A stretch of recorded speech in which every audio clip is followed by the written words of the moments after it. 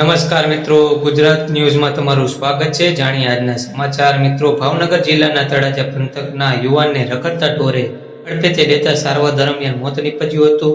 મિત્રો, મળતી માહિતી મુજબ પ્રતાપરા ગામના યુવકને પીપળી નજીક રખડતા ઢોરે અડફેટે લીધો હતો।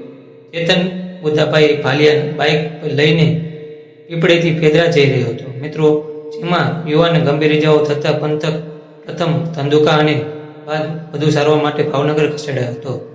ત્યાં સિવિલ હોસ્પિટલમાં સારવાર માટે લાવતા ફરજ પરના ડોક્ટરે તેને મૃત જાહેર કરતા પરિવાર પર આભ ફાટી નીકળ્યું હતું।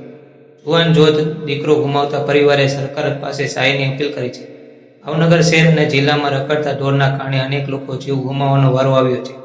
મિત્રો, મળતી માહિતી મુજબ ચેતન ભાલિયા નામનો યુવાન ખાતર વેચા ભાલના ગ્રામ્ય વિસ્તારમાં ગયો હતો। મિત્રો, મળતી માહિતી મુજબ જ્યાં પીપળી હાઈવે પર બાઇક લઈને જઈ રહેલો યુવાન અચાનક રોડ પર ખસી આવેલા આખલાએ અડફેટે લેતા ગંભીર ઇજાઓ પહોંચી હતી।